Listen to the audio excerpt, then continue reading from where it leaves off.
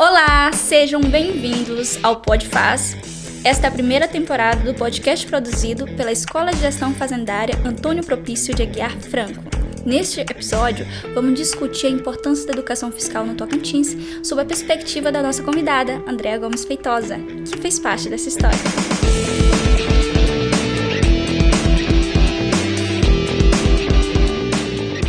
E a convidada de hoje tem bastante experiência sobre esse tema. Ela é coordenadora do Grupo Estadual de Educação Fiscal e subcoordenadora nacional de Educação Fiscal.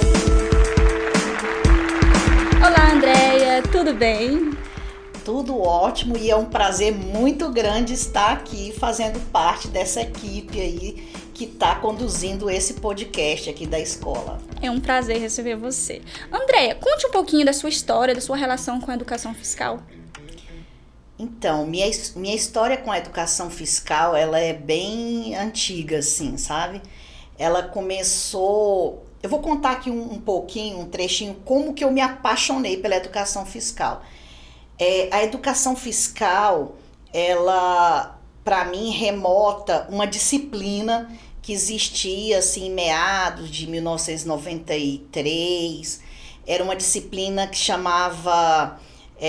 organização moral e cívica, e tinha o SPB também, e eu gostava muito dessa disciplina porque ela falava sobre os direitos e deveres dos cidadãos, cidadania, né? Ela falava ensinava sobre os símbolos, né? Hino nacional, essas coisas, hino da bandeira, e eles ensinavam a questão dos hinos, né? A gente aprendia nessa época sobre os hinos. E essa disciplina deixou de existir mais ou menos nessa época, em 93. E aí eu fiquei pensando, nossa, essa disciplina era tão importante, por que deixou de existir essa disciplina, sabe? E eu sempre fiquei com aquilo na mente. Até que em 2006, eu fui convidada pela doutora Elizabeth Leda Barros, que eu tenho um respeito muito grande. Ela faleceu, né? Mas assim, ela deixou um legado muito grande aqui no estado. Ela é uma das precursoras da educação fiscal. Nossa, no que estado interessante. Do Tocantins, e ela me convidou para fazer um curso que se chamava Disseminadores de Educação Fiscal, DEF. E eu topei fazer, era um curso que tinha uma carga horária de 120 horas, e na época eu estava finalizando minha faculdade, então assim, eu me interessei muito pelo curso. E quando eu fui fazer o curso... Só te interrompendo um pouquinho, mas nessa época você fazia qual era o curso? Eu sou economista. Ah, tá, certo. Então, assim, só pelo que entendi ali, foi lá em 1993 que você se apaixonou por essa disciplina. Isso. E aí, antes mesmo de concluir a faculdade, você já foi convidada para trabalhar no DEF? Eu fui convidada para fazer o curso. Ai, que legal. Em 2006. Para fazer o curso de disseminadores. E aí, quando eu comecei a estudar o conteúdo, os 4 cadernos, né, os 4 módulos, eu percebi que tinha correlação com aquela matéria que deixou de existir lá em 1993, que era a Organização Moral e Cívicas. E aí eu falei, nossa... Eu enxerguei naquele curso essa disciplina que tinha deixado de existir. Nossa. Então eu fiquei super feliz, né? Nossa, eu falei, olha aí o retorno dessa disciplina. E eu gostei muito de fazer esse curso. Era um curso assim que tinha mesmo o objetivo de disseminar a educação fiscal. E eu gostei e falei bem assim, quer saber de uma coisa? Eu quero... nessa época existia... cada curso DEF existia um tutor. E eu falei, eu quero me tornar tutora. E eu falei para a doutora Beth, eu quero ser tutora desse curso. E esse curso, ele era oferecido pela ESAF, extinta ESAF, Escola de Administração Fazendária, lá do DF. Inclusive a ESAF, ela foi extinta em 2018, mas ela tinha assim uma notoriedade muito grande, ela fazia o concurso da Receita Federal. Nossa. Então assim, ela tinha um nome bem... E para ser tutora, você tinha que, assim, se cadastrar na ESAF, mandar a documentação. Mas era um trabalho voluntário? No início era um trabalho voluntário, mas que na sequência a gente começou a receber uma quantia, mas era bem insignificante mesmo. A gente fazia por amor mesmo, porque eu costumo dizer que as pessoas, quando elas conhecem, quando elas fazem o curso de educação fiscal, quando elas conhecem a educação fiscal, eu digo que existe um mosquitinho, que é o mosquitinho do PNEF, sabe? Que é Programa Nacional de Educação Fiscal. A gente diz que o mosquitinho do PNEF picou a pessoa, entendeu? Porque a pessoa geralmente se apaixona mesmo, sabe? Pela educação fiscal. A exemplo disso, nós temos no Brasil vários servidores, né, da secretaria, porque a educação fiscal nos estados ela é composta pela Secretaria de Fazenda e pela Secretaria de Educação, e com parceria, muitas vezes, né, parcerias institucionais com a Receita Federal, com a Controladoria. Então, eu sempre falo que as pessoas se apaixonam, tanto é que existem servidores no Brasil aí que já se aposentaram, e aqui eu quero deixar registrado, tem a Bernadette, lá de Minas, né, que é até hoje ela aposentou, mas continua trabalhando ainda com a educação fiscal. Realmente uma paixão. Exato. Tem a Cecília lá no Rio de Janeiro, que também aposentou e continua. Tem a Nelma aqui do Tocantins, que é referência, ela nos apoia muito e faz os nossos materiais didático-pedagógicos. Ela aposentou agora recentemente e fala para mim: Andréia, eu quero ser contratada. Então eu acho legal isso. Então assim, se você for olhar, tem vários servidores a nível nacional que gostariam de se manter. Inclusive eu tenho até interesse em fazer uma proposta aí para que esses servidores que fizeram parte continuem fazendo, né? Olha, vem uma proposta por aí, pessoal. Pois continuem fazendo parte aí, porque é um conhecimento, um legado muito grande que essas pessoas deixam, e a gente não pode deixar morrer. Tem que fazer a gestão do conhecimento disso, né? Então eu acho super válida essa questão, sabe? Essa paixão que os servidores que trabalham com a educação fiscal têm, sabe? Entendo. É tão interessante que você vê nas discussões que a gente participa. Eu represento Tocantins lá no CONFAS, que é o Conselho de Política Fazendária. O GT66, que é o GT de Educação Fiscal, é um subgrupo do CONFAS. Durante as reuniões a gente vê, assim, elas são bem calorosas, as pessoas demonstram a paixão que tem pela educação fiscal. Então é importante destacar isso. Realmente. E após o curso, o que aconteceu mais para você chegar até onde chegou?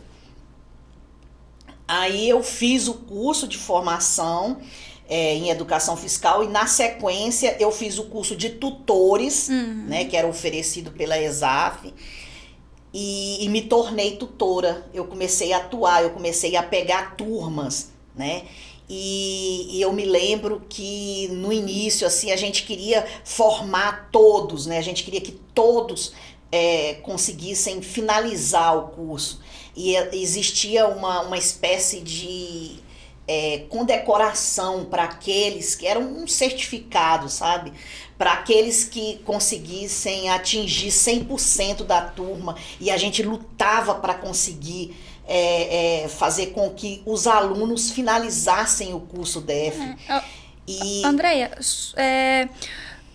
eu vejo assim, né, que tem toda essa paixão, essa garra para disseminar mesmo a educação fiscal. Mas imagino que naquela época a tecnologia não era tão avançada como de hoje, o que facilita a tecnologia de hoje. Como que era, assim, para passar esse conhecimento para eles naquela época? Naquela época já, assim, o ensino à distância já estava se propagando no país, né? Então, nesse momento ainda já existia um curso no formato, era blended, a gente chama, né, que é misto. Ele tinha encontros presenciais e também à distância. E era um curso feito pelo SERPRO, né? Na verdade, era um curso feito pelos componentes do GEF, do GEF Nacional, mas que esse curso ficava hospedado no SERPRO. O SERPRO cuidava disso, sabe? Aí eu me lembro que mais ou menos em 2008, 2009, houve uma revisão e houve uma orientação de que as universidades elas trabalhassem com um percentual de cursos na modalidade AD e que fosse utilizado a ferramenta Moodle, né? Então houve uma migração nessa época da ferramenta que era feito o curso para a ferramenta Moodle.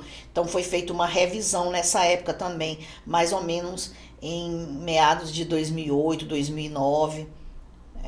Então foi feita essa revisão no curso. Então eu fiquei como tutora, atuando como tutora até em 2012, 2013, mais ou menos, quando me ofereceram para coordenar os tutores. Então eu passei a representar na reunião do GEF Nacional os tutores do Tocantins. Eu passei a ser tutora dos tutores, porque os tutores, eles têm um papel bem específico, eles cuidam dos alunos, e eu cuidava da gestão dos tutores. E aí eu fiquei por um período aí, acho que de uns 2 ou 3 anos, com essa função. Eu participava das reuniões do GEF Nacional com essa função de coordenar os tutores. E aí, mas você gostava mais dessa relação com os alunos, diretamente nessa gestão com os tutores? A gente acabava tendo que, às vezes, extrapolar a nossa competência e falar diretamente com os alunos também, porque a gente tinha perfil para isso. E às vezes a gente acabava... experiência também, né? Você já tinha tido essa experiência com os próprios alunos, né? Isso, mas foi muito bom todo esse processo, todo esse aprendizado. E aí, até 2014, eu trabalhava na Escola de Gestão Fazendária, né? Eu sou servidora, lotada na Escola de Gestão Fazendária desde o início da escola. Eu comecei a trabalhar aqui na escola em 2004. Então, quando eu cheguei aqui na escola, só tinha paredes e móveis. E aí eu fiquei trabalhando como coordenadora da escola de gestão fazendária até 2014. Nesse período eu fui coordenadora, gerente, chefe de divisão, assessora, nesse período da escola, acumulando a função de coordenadora do DEF. E quando foi em 2014 para 2015, eu fiquei especificamente na função a cargo do GEF, do Grupo Estadual de Educação Fiscal. Ou seja, eu fui trabalhar nesse período especificamente com a educação fiscal em 2014. Entendo. E muito interessante isso. Mas deixa eu te perguntar assim, e a partir daí foi desenvolvendo mais projetos? Então, quando eu cheguei para trabalhar com a educação fiscal, eu peguei um período muito bacana da educação fiscal, porque foi um período em que houve uma transição, uma mudança, né? A educação fiscal, ela ficava em uma área e ela veio para a escola, que era uma coisa que a gente almejava muito, essa questão do GEF fazer parte da escola, porque escola, educação, né? Então, fazia sentido que ficasse na escola. E aí teve essa questão, e também teve o Profisco, que o Profisco é um empréstimo que a Secretaria da Fazenda faz com o Banco Mundial para modernizar, né?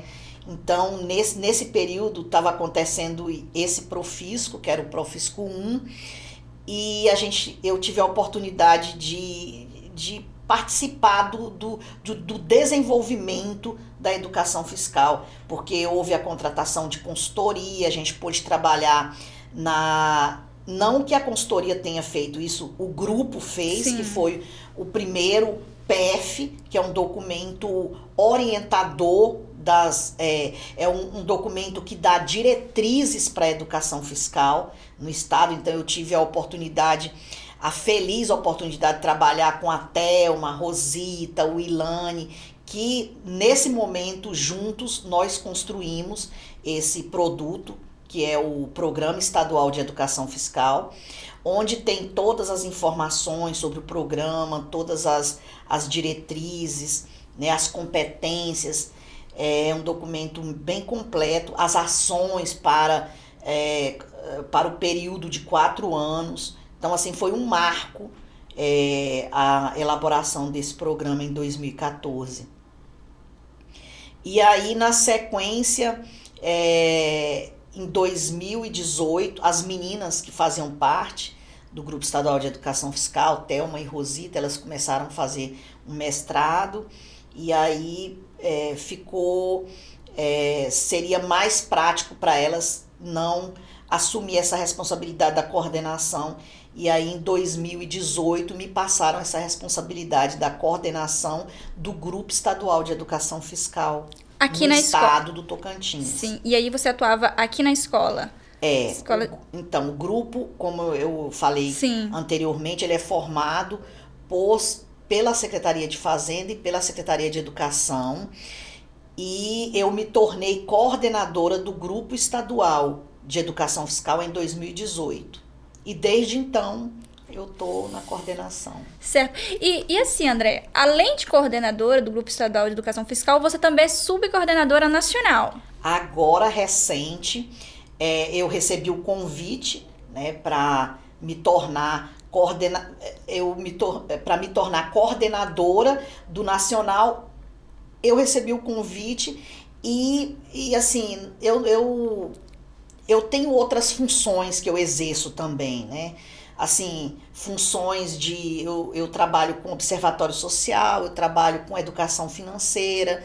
Então, eu recebi o convite para ser coordenadora do Nacional, mas aí eu optei por me tornar subcoordenadora, né? Eu quero ficar mais na subcoordenação do Nacional. Entendeu? É muito bonito, assim, perceber o quanto você percebeu a importância da educação fiscal desde muito cedo. Entretanto, percebe-se que há muitos cidadãos que não entendem o papel dos tributos, não entendem o papel da educação fiscal, o que é a educação fiscal e qual é o seu objetivo. E aí eu quero aproveitar que você está aqui, que está mais do que capacitada para conversar com a gente. O que é a educação fiscal? Explica pra gente qual o objetivo dela. Então, é impossível a gente falar de educação fiscal sem falar do PNEF, que é o Programa Nacional de Educação Fiscal. E esse programa, justamente, ele dá as diretrizes para os programas estaduais de educação fiscal. E eu aproveito o momento para falar também que a educação fiscal tem até um vídeo lá no canal. Nós temos um canal que é o GEF Tocantins e tem muitos vídeos maravilhosos. Eu aproveito para fazer o convite Para você que não conhece o Grupo Estadual de Educação Fiscal, nós temos vários vídeos que falam sobre o tema. E o ano passado, acho que foi o ano passado, mas há um tempo aí atrás eu fiz um vídeo que era até uma entrevista do Observatório Social. Nossa, muito com o interessante. tema educação fiscal é só falar de imposto? É mais ou menos isso. Corre lá e assista, gente. A pergunta era essa, é mais ou menos isso. Educação fiscal é só falar de imposto? Não. Educação fiscal é muito mais do que só falar de imposto. O imposto é super importante porque o imposto é que mantém a máquina funcionando. Ou seja, a gente fala de função social do tributo. Por que a gente fala de função social do tributo? Porque o tributo ele tem essa função para garantir que os serviços públicos sejam prestados ao cidadão. Ou seja, para que o cidadão tenha saúde, educação, segurança, é fundamental que existam os impostos, né? Os impostos, ele tem essa função aí de suprir o Estado com os recursos necessários para que esses serviços sejam prestados ao cidadão. Isso de um lado. Do outro lado, existe o controle social que a educação fiscal também prega. O que é o controle social? É você se tornar um cidadão ativo e participativo e começar a fazer o quê? A participar das coisas públicas, a se interessar pelas coisas públicas no sentido de você, por exemplo, acompanhar as contas públicas, você participar das reuniões, participar, por exemplo, um cidadão ativo, ele procura saber, por exemplo, quais leis estão sendo votadas, entende? Acompanha as licitações elas são públicas. Então, o cidadão, ele tem acesso à informação, então ele tem que buscar essas informações e participar desde do PPA, olha só. O cidadão ele pode participar do PPA porque o PPA é o Plano Plurianual que acontece e que quando acontece isso é informado, o cidadão é informado, existe uma coisa chamada audiência pública, onde o cidadão é convidado para participar e sugerir até, né, Nossa, as políticas que vão ser trabalhadas durante o período de 4 anos. Né? Então, assim, educação fiscal não é só falar de imposto, educação fiscal também é falar de cidadania, de direitos e deveres e também de controle social. É fundamental isso. Nossa, gente, muito interessante, é muita informação muito interessante, gente. Você falou aí de tributo, outrora falou de imposto. E isso é o que eu percebo, tem muita gente confusa. Imposto é sinônimo de tributo? Tributo é sinônimo de imposto? Como que funciona isso? Então, imposto é um tipo de tributo. Os tributos, eles são classificados, né? Classificados, existem os impostos, que é um tipo de tributo, as taxas, as contribuições. As contribuições, elas podem ser as contribuições de melhoria, as contribuições especiais. E também tá faltando um, que é o... Peraí, só um minuto. Pode ficar à vontade. Pegar aqui, que eu não vou deixar passar essa em branco. Não, e é muito importante. Eu deixei de falar um aqui, viu? E é muito importante você já estar ciente, tá? Dessas contribuições. Peraí. Só um minuto. Pode ficar à vontade. Podcast é isso, né, gente? Procuramos sempre trazer as informações mais reais, verídicas aqui para vocês. E aí a internet está aqui também para nos auxiliar. Se funcionasse aqui, né? Porque parece que não tá funcionando aqui a rede. Aqui, peraí, tipos de impostos, vamos lá. Então, nós temos as taxas, né? Como eu falei, os impostos, as contribuições, que é a contribuição de melhoria e a contribuição especial, e os empréstimos compulsórios. Era esse que eu estava me esquecendo. Empréstimos compulsórios. Então, aí nós temos, por exemplo, aí você pensa assim, e qual é a diferença, né? A diferença é que, por exemplo, o imposto, a diferença do imposto para a taxa, é que o imposto, ele não tem uma contraprestação, ou seja, ele não tem uma finalidade específica, entende? Entendo. O imposto, ele é para manter a máquina funcionando, Tá, né? Os recursos, ele é um recurso para manter o Estado funcionando, pode ser para saúde, para educação, entendeu? Ele não tem um destino específico. Certo. Agora a taxa tem. Sim. A taxa, E aí, cita um exemplo pra gente das taxas.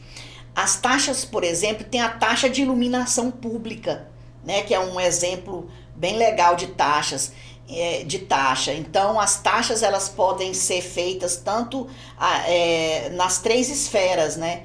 E uma delas, um bom exemplo, é a taxa de iluminação pública. Sim, que se você pegar lá, gente, a sua tarifa, você vai encontrar lá a taxa de iluminação pública, exatamente. Que é para manter, né? Então, para manter os postes funcionando, iluminação nos postes, né? Para todos. Sim. E quais são os impostos, assim, estaduais? Então, os impostos estaduais, nós temos 3 impostos estaduais, que são o ICMS, Imposto sobre Circulação de Mercadorias e Serviços. Sim. Nós temos o IPVA, que incide sobre veículos automotores, e nós temos também o ITCMD em alguns estados, mas aqui no nosso é ITCD. Entendo. Então são 3, que é o Imposto de Transmissão, Causas, Mortes e Doações, que é o ITCD. Sim, e que geram descontentamento por algumas pessoas. Eu já vi algumas pessoas comentando sobre isso. Outra confusão é a educação fiscal e educação financeira. Não é a mesma coisa ou é? Tira essa dúvida, ajuda aí o pessoal que está nos escutando. Então, a educação fiscal e a educação financeira, eu achei muito legal essa pergunta, porque é importante a gente esclarecer. Ainda existe muitas dúvidas e esse tipo de dúvida não pode acontecer, especialmente dentro da escola, com quem trabalha com esses programas. Ambos, né, os 2 programas, eles fazem parte da BNCC e eles estão para serem trabalhados de forma na transversalidade nas escolas. Ou seja, existe uma norma que diz que esses temas, né, que são temas contemporâneos, são tratados pela BNCC como temas contemporâneos e eles precisam ser trabalhados. São 9 temas contemporâneos e educação fiscal e educação financeira fazem parte desse rol. E o que acontece? Educação financeira, ela trabalha o orçamento familiar, o orçamento pessoal, trabalha as contas pessoais. Já a educação fiscal, ela trabalha as contas públicas, né? É mais ampla a educação fiscal do que a educação financeira. É como se fosse assim, fazendo uma analogia, é como se a educação fiscal fosse a floresta e a educação financeira fosse uma árvore. Fazendo uma analogia. Então é isso. A educação fiscal, por exemplo, ela vai trabalhar o orçamento público. É um dos temas da educação fiscal. Na educação financeira, a gente vai trabalhar o orçamento familiar, né? As nossas contas. Aí você vê que é uma coisa bem diferente, né? Sim, e você falou da BNCC. Em 2017, aí você pode me corrigir, tá? Em 2017, a educação fiscal foi contemplada na BNCC como um tema transversal. E qual a importância de trabalhar esse tema nas escolas? Esse tema é super importante que se trabalhe nas escolas, inclusive o fato da educação fiscal estar na BNCC é uma luta, né, do Grupo Nacional de Educação Fiscal, né, em inserir a educação fiscal na BNCC. Então foi uma conquista importantíssima para a educação fiscal. Esses temas eles precisam ser trabalhados na escola, porque esse tema ele trabalha com valores que precisam estar presentes na vida do cidadão, inclusive a cidadania, Sim. o controle social, a participação ativa, né? A questão da ética moral, né? De você você ter conhecimento do que é uma corrupção, o que é, né? E ser um combatente disso, né? Não se tornar uma pessoa corrupta, por exemplo, é um dos objetivos aí da educação fiscal na escola, de combater, né, a questão da sonegação. Tudo isso são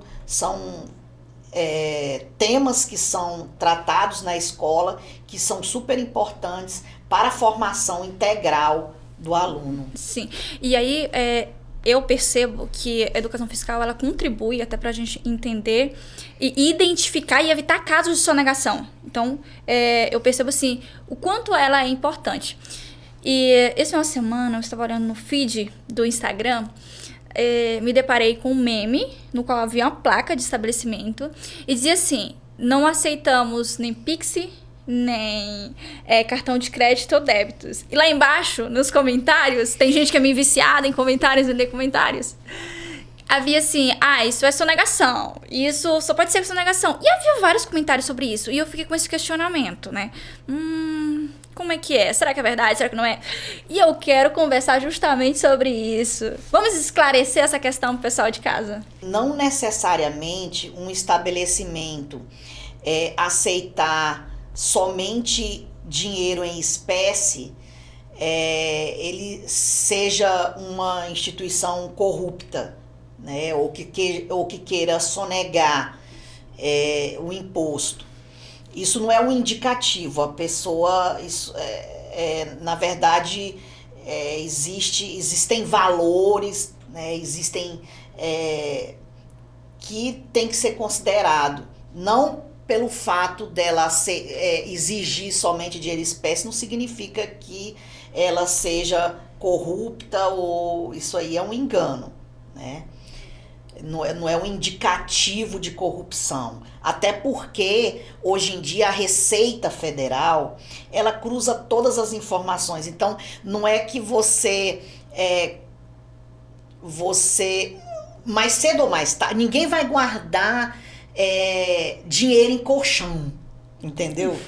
Então, mais cedo ou mais tarde, quem recebe ou quem tira, né, esse dinheiro vai aparecer, entendeu? Para a Receita Federal, que a Receita Federal tem acesso a tudo, né? As nossas contas. Então, mais cedo ou mais tarde, vai cruzar quem tirou o dinheiro de onde entrou na conta de alguém, entendeu? Então, a pessoa vai ter que justificar ali aquela quantidade de recursos que ela está recebendo. Então, isso não quer dizer que a pessoa, por receber em espécie, seja corrupto, entendeu? Entendi. Ou que queira sonegar. Sim, mas só um exemplo, se eu for em um estabelecimento e comprar uma blusinha e tal, eu posso exigir a nota fiscal dali? Na verdade, é importantíssimo que você exija a nota fiscal. E eles têm obrigação. E eles têm obrigação de lhe conceder a nota fiscal. Porque aí sim, se o estabelecimento deixar de te entregar a nota, aí sim, aí você já pode pensar, pelo menos, né, que aquela pessoa, aquele comércio não está agindo de boa fé, porque o comerciante ele tem obrigação de te entregar o cupom fiscal, a nota fiscal, assim como você solicitou. É importante, né, que ele entregue, ele tem que entregar, ele não pode deixar de te entregar uma nota fiscal ou um cupom fiscal. Se fugir disso, aí tem coisa errada, entendeu? Pode deixar agora. E aí, nós, como consumidores, é importante que a gente solicite o nosso cupom fiscal, a nota fiscal, porque isso evita, né? Ajuda, ou seja, você está ajudando a fiscalizar, né? Porque você cobrando a nota ou o cupom fiscal, você vai estar ajudando o Estado a fiscalizar melhor, entendeu? Porque ele vai ter que, como ele ofereceu ali, te deu ali o cupom fiscal, ele vai ter que, o Estado vai ficar sabendo, entendeu? Né? A informação vai ser passada, então ele não vai ter como sonegar. Sim. Aí eu entro mais uma vez no papel da educação fiscal. Como você começa a estudar, você percebe os benefícios de você entender isso. E o nosso papel nisso, né? Pra gente justamente evitar as corrupções aí que infelizmente... Exatamente, porque esses recursos, eles retornam para o cidadão. Então, se parte desse recurso ele é omitido, o que acontece? É menos educação, é menos saúde, né? Quanto mais esse recurso ele é arrecadado de forma justa e correta, mais o cidadão vai ter os benefícios deste recurso, que é mais saúde, mais educação, mais infraestrutura. E aí a gente pode até cobrar mais. Exatamente, que é importante também. Exatamente. Que isso aí é o nosso papel de cidadão ativo. Cobrar, acompanhar, observar se os gastos estão sendo realizados de forma... se os gastos estão sendo realizados da forma correta, com eficiência, com qualidade, a qualidade do gasto. Era isso que eu estava tentando lembrar, a qualidade do gasto. Sim. Que é importantíssimo. E eu vejo muita gente falando assim, mas isso aqui tem que estar ok, isso aqui tem que estar 100% perfeito, porque eu pago imposto para isso e tal. Tá, mas também você tem sua parte nesse papel. Exatamente, que é de cobrar, de acompanhar, de verificar se tá tudo ok. Sim. E outro ponto também que gera algumas discussões, André, é a carga tributária brasileira. E aí eu queria ver como que a educação fiscal pode contribuir para esse entendimento, o entendimento da carga tributária brasileira. Olha, é tema também da educação fiscal. Inclusive, eu vou até divulgar, porque a gente fez recentemente, o ano passado nós criamos um banco de palestras e tem um doutor lá do Rio Grande do Sul, que tem lá no Rio Grande do Sul tem uma matéria que é feita, que é oferecida para os universitários, como é que a gente chama? Extensão, uma matéria, tem um curso de extensão lá no Rio Grande do Sul e um dos professores desse curso, ele aborda bem essa questão da carga tributária e eu vou até deixar, depois eu vou divulgar no nosso canal, vou postar lá no nosso canal, para que vocês saibam mais sobre a questão da carga tributária brasileira, que as pessoas falam muito, né, sobre a questão da carga tributária brasileira ser muito pesada, mas se você for comparar, por exemplo, se você for pegar, por exemplo, Londres, né, a Inglaterra, Dinamarca, são países em que, por exemplo, a taxa, o imposto de renda, ele é muito maior do que o nosso, né? Só que tem uma diferença. Lá, por exemplo, lá eles cobram, a participação ativa do cidadão é bem maior cobrando, eles acompanham, entendeu? Então, analisar a carga tributária tem que levar em conta também os benefícios que são adquiridos com esses recursos que são arrecadados. Então, isso aí é bem complexo, sabe? Sim, então, gente, ó, fica de olho no canal aqui, Jeff, é isso? Isso, canal? Jeff Tocantins. Eu vou postar um vídeo lá que fala sobre a questão da carga tributária. É bem complexo, eu acho que seria bacana trazer um especialista para falar sobre esse tema da carga tributária. Ai, que bom. E qual é o papel? Não é nem o papel. Como a educação fiscal, ela interfere na cidadania? Então, um dos temas que eu considero assim como carro-chefe da educação fiscal é a cidadania. Porque a cidadania, ela diz respeito aos direitos e deveres do cidadão. E é justamente o que a gente prega, que a gente tem que cobrar os nossos direitos, mas nós temos deveres que a gente precisa cumprir. E um deles é o de pagar os impostos, né? E outros deveres também que a gente como cidadão deve cumprir, como, por exemplo, as pequenas corrupções. Eu acho que seria legal falar sobre isso, que, por exemplo, tem a questão de você sentar no ônibus, no lugar que está destinado para um deficiente físico. Então, você não deve fazer isso. Então, se você fizer, você está descumprindo com uma... você não está sendo cidadão, se você, sabe, um cidadão que cumpre com os seus direitos e deveres, se você faz uma coisa dessa, entendeu? Então, eu acho que nesse momento cabe aqui falar sobre essas pequenas corrupções que existem, sim, né? Do tipo, por exemplo, a pessoa comprar uma carteirinha, por exemplo, para usar no cinema, sabe? Tem gente que faz isso. Nossa. É uma pequena corrupção. Mas que não deixa de ser corrupção. Outra coisa, sabe? O fato de você não devolver um troco que te passam errado é um tipo de corrupção, entendeu? Então tá cheio de corrupções pequenas que as pessoas pensam assim que não mas que essas corrupções, elas a gente tem que observar, entendeu? Isso não tá correto a gente fazer, né? Por exemplo, não devolver um troco, porque tem até um ditado, né, que eu gosto de colocar: quem rouba quem rouba um tostão rouba 1 milhão. Então vai ser ladrão do mesmo jeito, né? Então, assim, a gente tem que observar essas pequenas corrupções que existem no dia a dia. Por exemplo, furar fila, né? É um tipo de corrupção.